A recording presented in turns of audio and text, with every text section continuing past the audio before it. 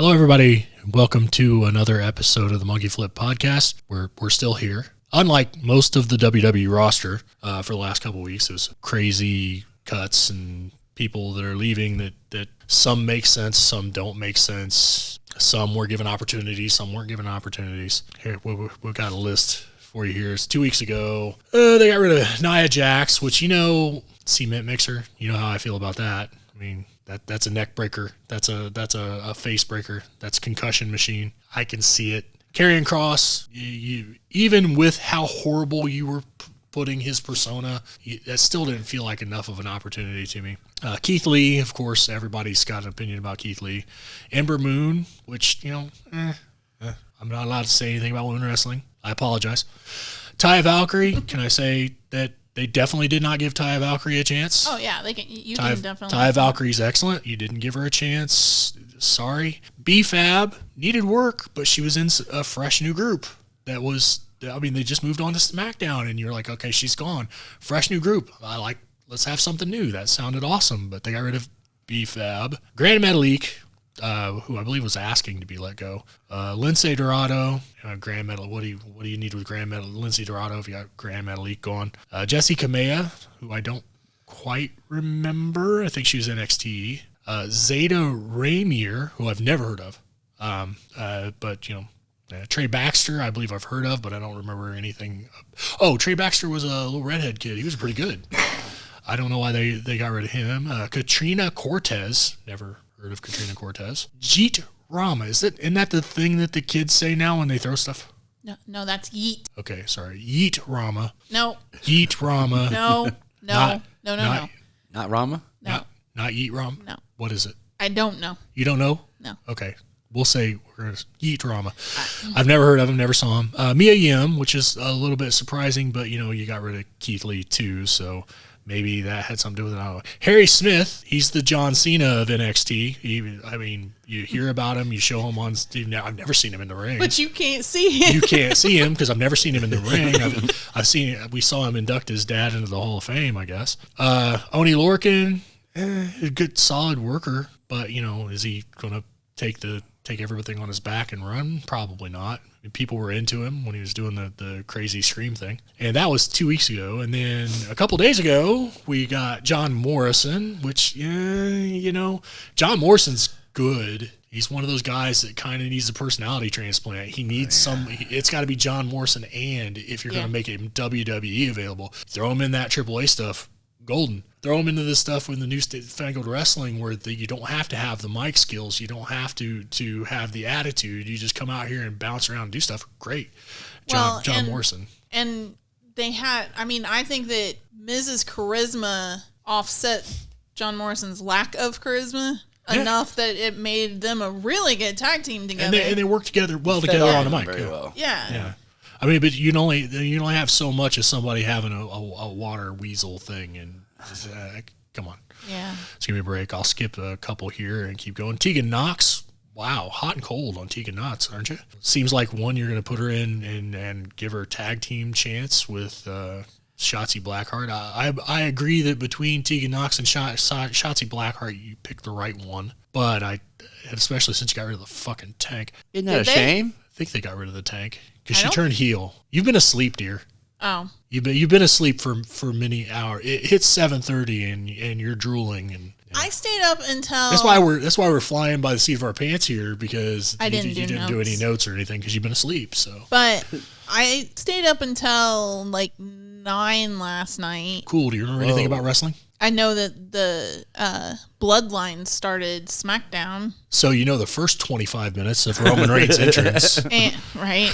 And I know that he started something with King Wood. Well, he started that last week while you were asleep. No, yeah, last week while you were asleep. That's when he did that. I know, but they broke all of his balsa wood stuff. All of the stuff that was made of balsa wood, they broke all, Bloodline broke all of King Wood's balsa wood stuff. I don't even remember that. I wasn't watching it at all. You were not watching. I just don't give a shit about this product anymore. There's nothing that you can give me on WWE that's going to help. I feel. Yeah. And Rampage is definitely on too late for me. Yeah, she's not hitting Rampage. No, there may be one night she's hitting Rampage, but she's a zombie. She'll be like, I'll be like, you want to go to bed? And she's like, what's that? And I'm like, do you want to go to bed? She goes, no, I heard you. What is that? Then they got rid of Drake Maverick for the 75th time, I believe. And he'll be back. Yeah, he'll be back somewhere, I'm sure. I don't understand why you got rid of Drake Maverick, and if you were looking for budget cuts, you didn't keep some of these people and get rid of the whole 24/7 championship division. Find something for R-Truth. That's our boy. We don't want him to go. I love that dude. Yeah, he's fun. He's entertaining. And keep him being there and entertaining. But, the rest of that shit is just, Corey Graves won it. For a second. Byron Saxton won it. For a second. And at this point, it's a joke in and of itself that's perpetuated on the people who are viewing the show. Yes. Then Shane Thorne, I think I saw him once, and I think it was in a backstage segment. And Jackson Riker, which, see ya, cool. But, the big one, in my opinion, even over Morrison, they made such a big deal about bringing Hit Row to SmackDown. Then they get rid of the girl, and then 2 weeks later, they get rid of the rest of them. And that doesn't make any sense to me because you were pushing something that was new. And new is awesome. Let's get into something new. And I got rid of those guys. You gave them 3 weeks and you put them on TV once. Who'd they put them with? They they came out and talked with Xavier Woods one point. And then they came out with someone. It wasn't Xavier Woods. It was... I think the fact that I can't remember speaks volumes. Well, yeah, but if you're talking budget cuts, they spent probably at least hundreds of thousands of dollars worth of TV time dedicated to saying, Hit Row's moving to SmackDown. Hit Row's moving to SmackDown. Drafted to SmackDown, Hit Row. And they were an interesting new take on a group. Yeah. And it was good. Yeah, so Isaiah Swerve Scott, Top Dollar, Ashanti, the Adonis, all gone. Maybe they'll do well in some other places. I don't want to do the internet thing and automatically say AEW like everybody in the world is saying. And there's even a conspiracy that all of these budget cuts that people are getting rid of are strictly to make AEW hire them and then go bankrupt, which is just asinine. Why do you even think that? If some of these people could be major players, they are the newer version of professional wrestler that would be good for AEW or someone who would showcase that. To say Khan an actual businessman? Doesn't he make money from something else? And well, it's I don't know. I know his dad is. They own the Jaguars, and he's like he's like some high executive in the Jaguars organization, I think. I don't know.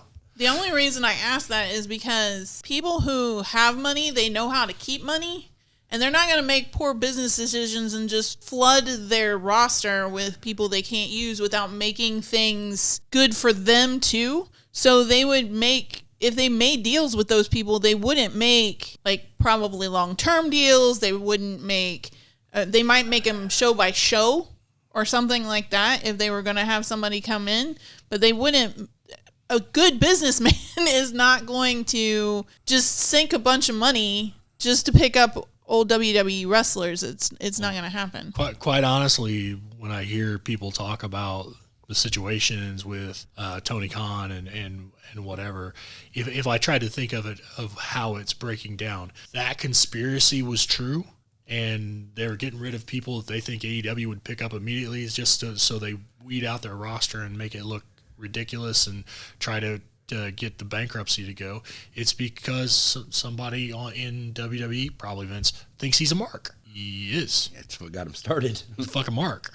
So you think, okay, here's this mark that has no fucking business savvy. I'm going to put him out of business by doing this. It's not going to happen. We worked before him. And I say that because I see big name stars that show up that disappear. And that means that somebody's going, okay, you're going to come in and I'm going to get the excitement going, but I'm not going to have you on the budget and you got to go. I see that with them. And it's internet propaganda when they say, well, this person's gone, they'll have a good time in AEW. Keith Lee's going to go to AEW, so you don't know that. You don't understand that at all. Look at the Iconics. They didn't go to AEW. Nope. And they went to if you also recall, everybody was tweeting when Bray Wyatt disappeared for a minute that he was going to AEW. They still do. Yeah. Well, he's not. Yeah, they're like, well, how's AEW going to use Bray Wyatt? They're, as far as I know, they're not. And if they do, I hope to God it's not the Fiend, because that's the most asinine thing I've ever seen in my entire life. That's wrestling wise, that's asinine. Television show, yeah, but pro wrestling supernatural shit is goofy. Stop doing it. Right. Yeah. Well, and the fact that he bounced back after being burned alive, and an article I read recently said that the reason that he was only on one show with that new outfit where it showed that he was burnt is because that was so heavy he couldn't wrestle in it.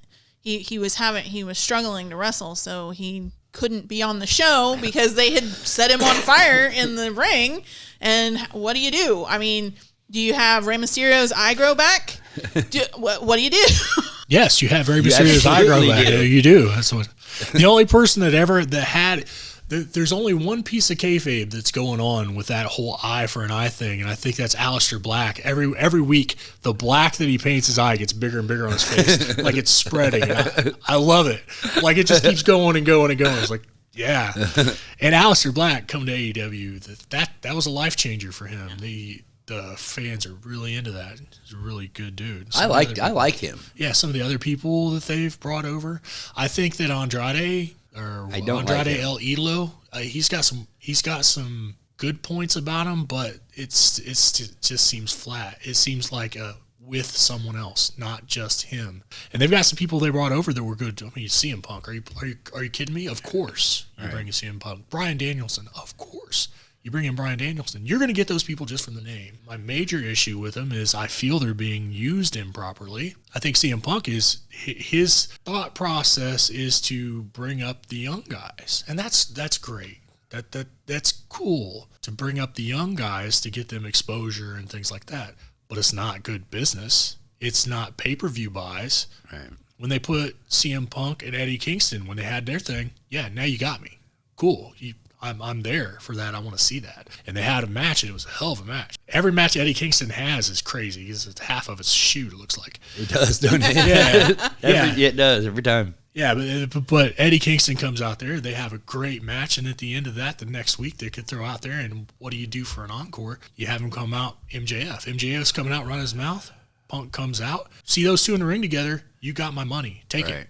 You got my money. I want to see that. MJF, when you're talking about bringing up a young guy, that still fits Punk's agenda of saying, I want to bring up the young guys. MJF's a younger guy. But it's also fucking good, which is the thing. We want people to pay for it. It's got to be good. Bryan Danielson, I feel, has been underused until now because he's been coming out with, let's get it straight. Daniel Garcia may be a hell of a technical wrestler, but he needs a fucking personality transplant. His face he's got one face, and that's it. He's just going to come in, he's going to wrestle, and that's it. That's why they put him with 2.0, because those guys got so much fucking charisma. It's oozing out of them and spilling onto him. You don't have to look at his face. The one that's got the fucking square head, they're charisma machines. They're real pro wrestlers. When you hear it, that's a real pro wrestler promo. The guy's always like, "Yeah, you want a little taste? You want a little taste?" He's doing the fucking. I'm like, yeah, that fucking guy's.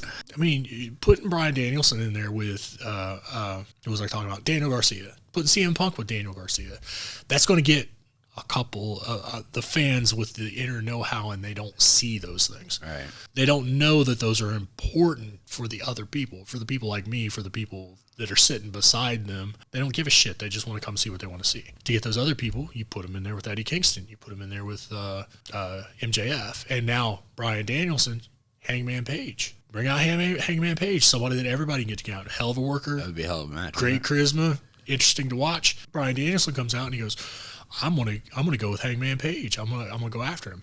But I'm gonna go through all your little Dark Order cronies first. Great fucking story. Yes, it brings those Dark Order guys to the forefront. It helps work them in to get them exposure, and it leads to something that's gives worth you that seeing. to look forward to. Yeah. Yeah. So I think they were just being misused. Maybe it's turning around. And to me, when you talk about Tony Khan as a businessman, if he's doing all the booking without being helped, he's doing an excellent fucking job. He's learning from mistakes, and it's working out. I still love AEW. If you take a look, you cannot get me interested in WWE programming It used to be I'd do SmackDown because it was a better story, and it's still a better story, but it's still fucking worthless. Right. NXT I don't want to turn it on. It's horrible. Did you remember that there's a pay-per-view tomorrow for WWE? Survivor Series is tomorrow. Is it really? Yes, it is. It's worthless to watch. There's no story built up on it. They started building the story on it like last week. Well, and they set it up, and then they were like, haha, just kidding. Yeah, it's like, here are the people on the team, and then every team had a shakeup. Yeah. It's like, you got to have a match to see who's going to take the last spot. It's like, we already said who took the last spot. So, no, you got to have a match. So then they had matches to see who's going to take the last spot. One of the girls actually just got removed. I mean, they had an interesting story with it, that the girl beat Natalia in like a 4-way or some stuff like that, and then she was celebrating, and Sonya came backstage. She celebrated with Naomi, and Sonya came back. It's like, you know Naomi? How long have you known Naomi? She goes, oh, I just heard you're not on the roster anymore. Sorry to tell you. It's because she's got that thing with Naomi. That reminds me of the we had a moment. You had a moment? Yeah, I want to tell you about our moment. She shows me a picture from Sonya Deville. Is Sonya Deville's Instagram? Sonya Deville's Instagram. It's Sonya Deville's Instagram, and it's her and Mandy posing for the picture. And Sheila's just recently had a pondering about her life. Is it okay if I okay. She's had a pondering about her life because she's been watching TikTok and things like that. And the girls on TikTok are always talking about their bestie, their best friend, and they say they'll make out with them, or that they're best friends because they'll make out. And she goes, is that why I don't have girl best friends? Because I didn't make out with them? And I said, yes, it is. If you need to help to get that figured out, we'll find you some girl best friends. I'm just kidding. I'm sorry for being a misogynist. Anyway, I'm not. But anyway. Wait, you're not sorry, or you're not a misogynist? Yes. So they show this picture, and it's Mandy all dolled up and Sonya all dolled up, and it's what she calls a thirst trap. I don't know what that is. No, that one, I don't think that one was supposed to be a thirst trap. I think it was just supposed to be. It made me thirsty when I saw it. Okay. All right, but I'm going to try to cut it in really quick so we can see it. I don't know if I would get in trouble for that, but I'm going to try to do it anyway. And we're looking at that, and she shows me this picture, and she goes, well, man, I was like, who is that? That Mandy Rose? And she said, yeah. And she said, well, they're best friends. So they took his picture, and then she said, do you think that they make out? And then we both got really quiet for a really long time. And I said out loud, maybe we both need to stop picturing this. And she went, yep. And she turned it off. Yeah. So we were actually picturing it, both of us together. So that was pretty cool. Now that's love. Yeah. So that was pretty good. Speaking of social media, I want to tell a funny story. One of our listeners, I don't want to name his name because I didn't get his permission. He doesn't even know I'm going to talk about this, but he sent a tweet out to Colt Cabana about his match with Bryan Danielson, and he said, the tweet said, and I quote, punch him in the groin. He got flagged for terms of service on Twitter, and his account got blocked. When he logs in, it says, hey, this breaks our rules. Wait, what is it? I'm going to say what it exactly said. Here, let me look this up. Because he sent me the message, and he showed me all of the information in it. It said, delete tweet. Tweet 1 of 1. Violating our rules against abuse and harassment. You may not engage in the targeted harassment of someone or incite other people to do so. This includes wishing or hoping that someone experiences physical harm. And really, it does say punch him in the groin. And it says Colt Cabana. It's at Colt Cabana, at AEW, at Bryan Danielson, at AEW on TNT.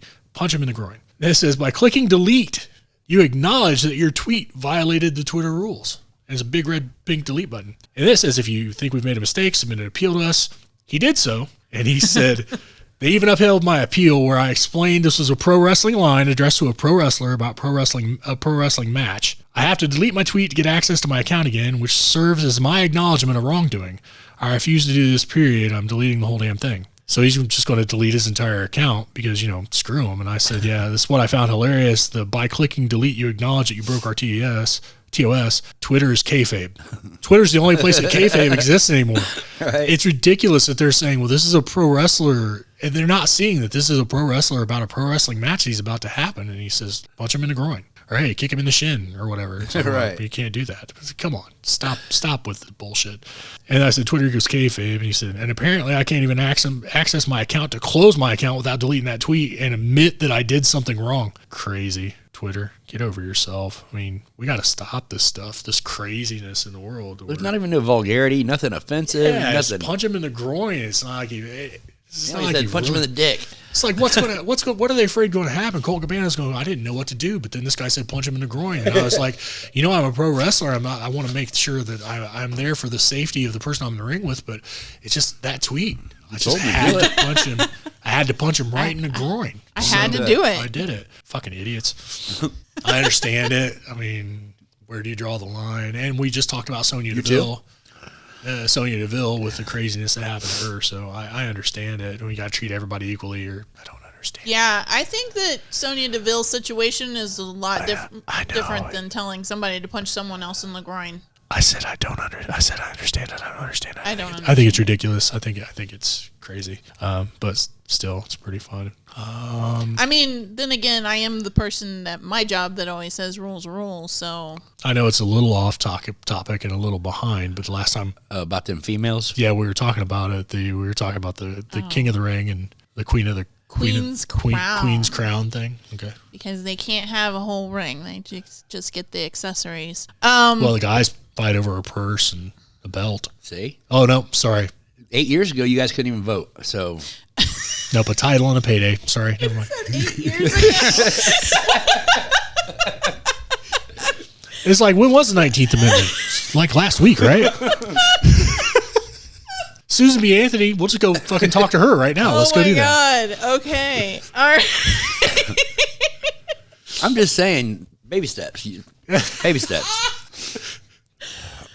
All right. So, first of all, Zelina Vega, really? That's the person that you're going to pick to win Queen's Crown? I mean, you could not have gone with a worse person for that. Please stop with the English accent. Just speak the way you speak. You don't have to do this pretentious accent. That goes for you too, Woods. Yes, right? Yes. Definitely him.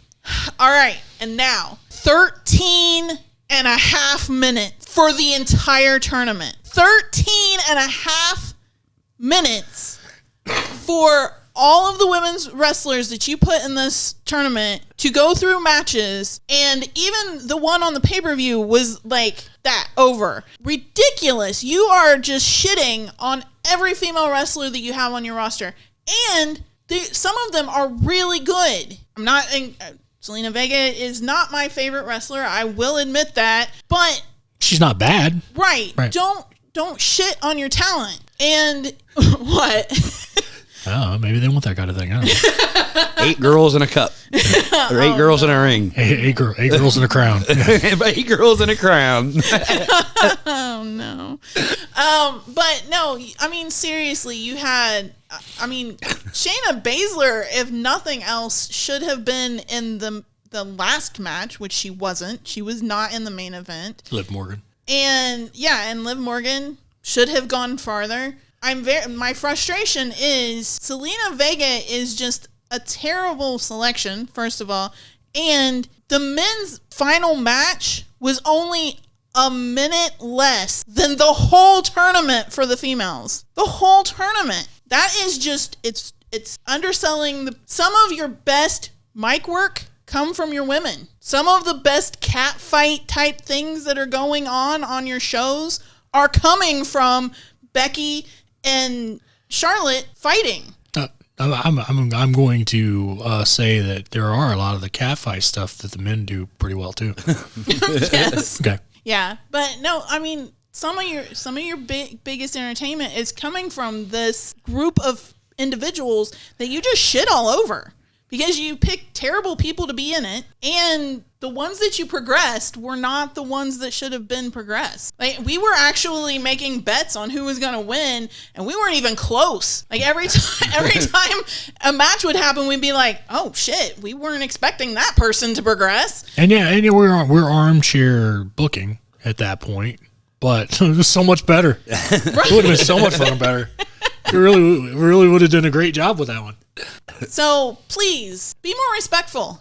I mean, give them time to actually entertain. And if you don't find them entertaining, stop using them entirely.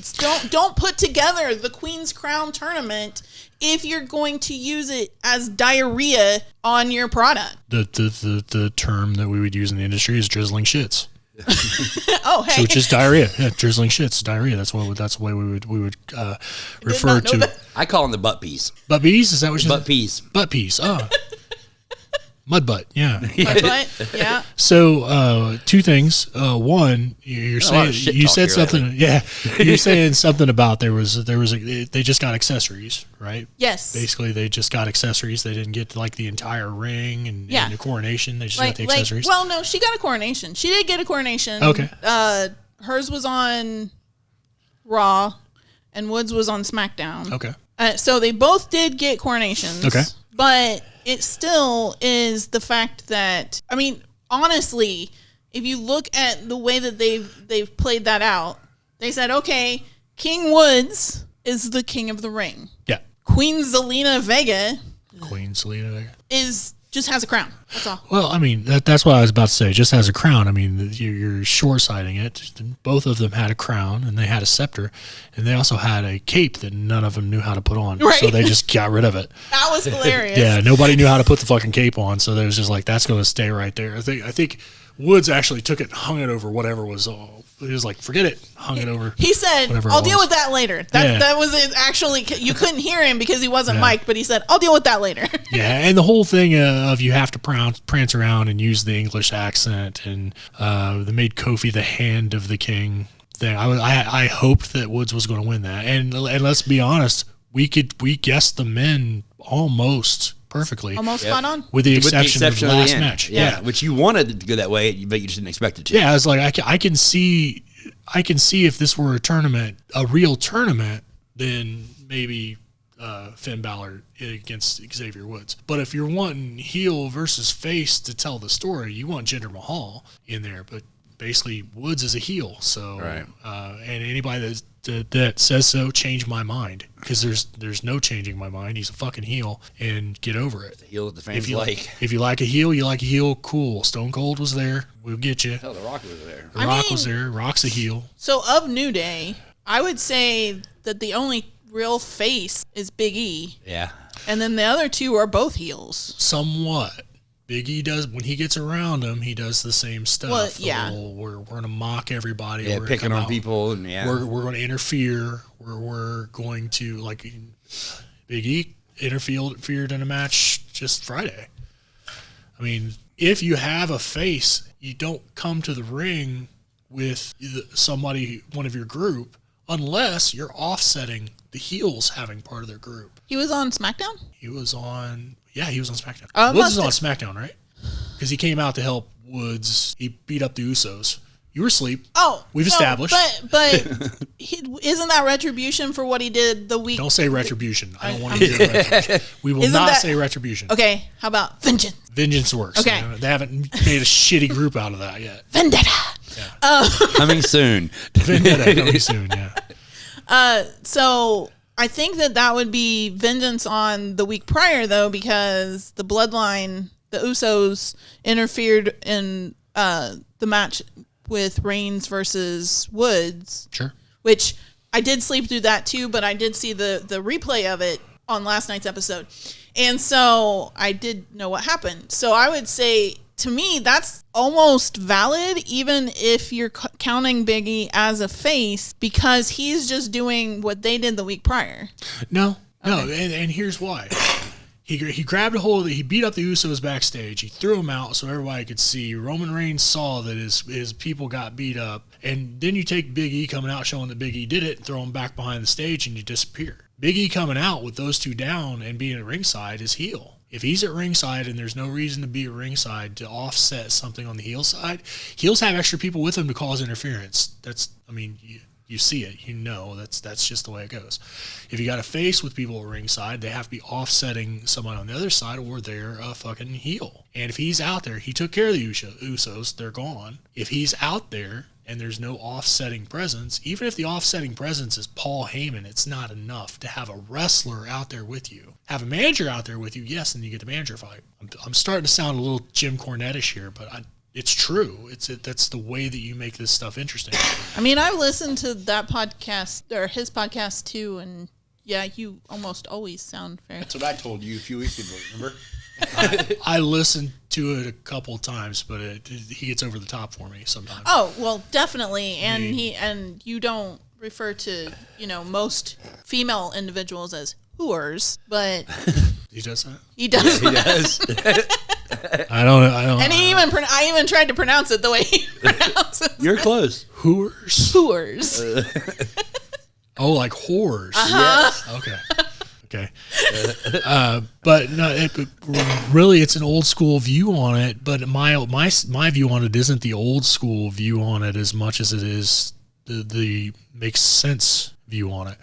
Tradition dictates that you do certain things, but tradition has to change. And AEW is doing a very good job of that. They're making the traditional stuff change. They're putting out a product that's interesting. There are things that, like last night, it was Jade Cargill versus Red Velvet. I cannot get into anybody who names themselves after a fucking cupcake. I can't do it. Jade Cargill is a professional wrestler. She's got the body. She's got the attitude. And you may need a little bit of in-ring work, but that's something I can get into. And then you got Red Velvet, who's 4 foot tall, who comes out, she weighs 102 pounds, and all she has is a feisty attitude. Her ring work doesn't really show much to be desired there, and I think even working on it may not help. So I can't get into that, but I actually kind of wonder if that tradition that'd be a fucking squash match. Yeah. I almost wonder if that storyline only happened because Brandy got pregnant.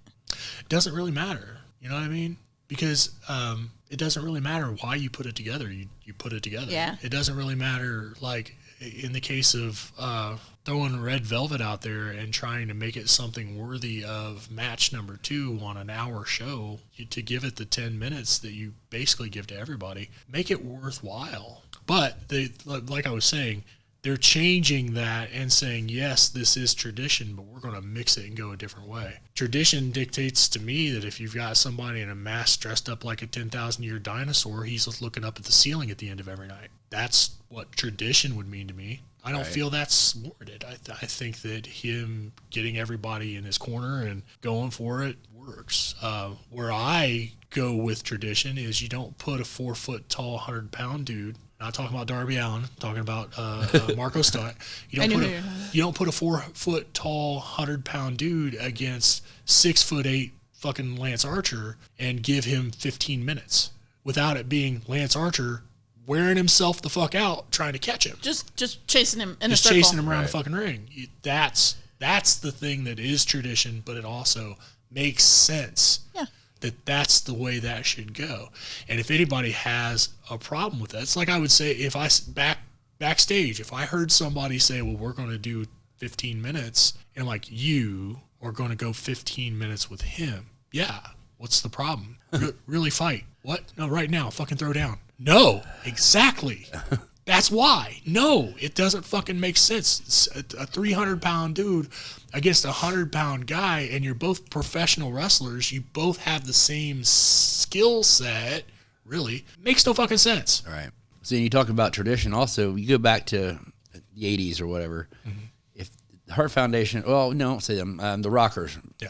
They beat Demolition. Right. Not feasible unless they did it the way they did it. Yeah. Drop kick, jump out of the ring, don't let them get to you. You just peck at them. Eventually you wear them down, and then it's feasible. Yeah. It ain't not to go in there and tie them up and you push them into the corner and beat the fuck out of Demolition. Yeah, it's not going to happen. A very simple thing would be if Jannetty locked up with Smash, and then all of a sudden Jannetty bears in and takes him to the corner. That makes no fucking sense. Right. It would not have fucking sense. Now, what does make sense is if Smash locks up with Jannetty, and Smash starts rolling him to the corner, and right at the last minute, Jannetty switches and uses the momentum against him and puts him in the corner. That makes sense because that's feasible. Right. It's just a mistake that the heel made, thinking he was going to overpower him, and he got outsmarted. Right. Makes sense. So go that way, but I'm going to go down the nerd row and say tie up the legs of the AT-AT type of thing. Cool. That's a good analogy. It's like you're not going to keep shooting at it to try to bring it down. You're going to shoot at it, tie its legs up, stop the one weakness that it has, do what you got to do to win. But these matches where everyone's on equal footing, no matter what they do, they make no fucking sense. So you're not going to grab me as well as like when you got Daniel Garcia in there, who was 130, he probably weighs about 170, 180 pounds somewhere, right? Not Darby Allin, 170, 180 pounds somewhere out in there, and he's holding his own against a guy like the size of Miro. No, it doesn't make sense. Make Daniel out-quick him. Right. Move him, outsmart him, stay out of the range, and then when he finally gets in the fucking range, have him get knocked on his fucking ass and stay there for a while. I'm done with that. That was Bill's rant. And I kind of ended Sheila's rant, too. It's fine. Didn't know if you It was over. Yeah. The Queen of the Ring thing or not Queen of the Ring, because that's not what it's called. Queen's Crown. She wouldn't be upset if it was called Queen of the Ring. Yeah, if it's Queen of the Ring, she'd be a little okay with it. The 13 minutes is really the thing. So basically, the whole Queen's Crown tournament got the equivalent of 2 mid-card AEW women, their match that they get every night. Yeah. Every one of those matches is going 10, 15 minutes, which I also don't agree with, but, I mean, come on. If you're going to showcase women at all, show them. Also, I do want to point out that what I have seen of Ruby Soho since she's been at AEW, and I feel like she's helping improve their division. What's really weird is I like seeing her backstage. I like seeing her try to hold Eddie Kingston back. I like seeing that she's on TV. I like seeing that she exists, and when she gets in the ring, that's good, and when she's in the backstage, that's good. You're showcasing a talent that's interesting to see. Good. Yes. That's why I think... I'm a big fan, too. Yeah? Yep. Of Ruby Soho. Yeah. Cool. I like her. You don't know whether to believe me or not, do you? No, I do. I like her. And I don't say it very often, but I do. Because you're one of the ones that I think, because I kind of got out of the business in that respect before she came around, but she's from our parts, so I didn't know if you were one of the people Lafayette, that got to... Yeah, West Lafayette? I don't know. It's just Lafayette. Just Lafayette. Nana. Yeah, I remember now. I don't know if you were one of the ones that actually got to actually work with her or not. No, I never worked I know with her. Hank did. I've seen her. I like how you pointed... That where Hank should be. Yeah, he's just now getting to the end of this season. I mean, that's why they got those people. We've got people running the combines on the corn. That's why my eyes are so itchy. I forgot that we saw that this morning. Yeah. Yeah, no, he does some of that stuff, so he's really busy around this time. Well, hopefully he'll be back with us next season. Yeah. Speaking of which, this is going to be our last episode of the year. And that's because the holiday seasons make it kind of tough and winter travel and things like that.